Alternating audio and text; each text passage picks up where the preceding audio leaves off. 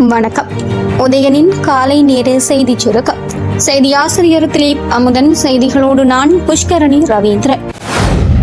காப்போது சாதாரண தர பரீட்சையில் மேலும் சில மோசடிகள் தொடர்பில் இலங்கை மனித உரிமைகள் ஆணைக்குழுவில் முறைப்பாடு செய்யப்பட்டுள்ளது. இலங்கை இந்திய மீனவர்கள் 17 பேர் 6 படகுகளுடன் இலங்கை இந்திய கடற்படையினரால் நேற்று சிறைப்பிடிக்கப்பட்டுள்ளனர்.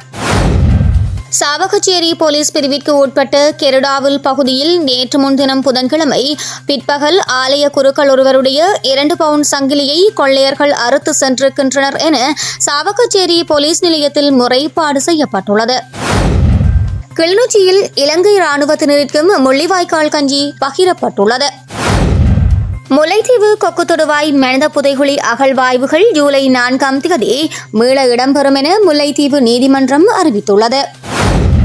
பெண்களின் வாழ்வாதாரத்தை மேம்படுத்துவதற்காக வலிகாமம் கிழக்கு பிரதேச சபையினால் யாழ்ப்பாணம் கோப்பாய் பகுதியில் ஸ்தாபிக்கப்பட்டுள்ள அம்மாச்சி பாரம்பரிய உணவகத்தை வடக்கு மாகாண ஆளுநர் PSM சார்ல்ஸ் நேற்று திறந்து வைத்தார்.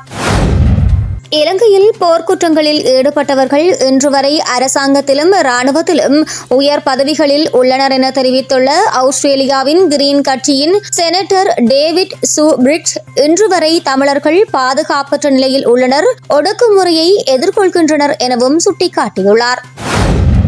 மகிழுந்து பந்தயத்தின் போது பார்வையாளர்கள் மத்தியில் புகுந்த மகிழுந்தால் ஏற்பட்ட விபத்தில் காயமடைந்த சிறுமியொருவர் உயிரிழந்துள்ளார். இதையடுத்து இந்த விபத்தில் உயிரிழந்தவர்களின் எண்ணிக்கை 8ஆக உயர்ந்துள்ளது.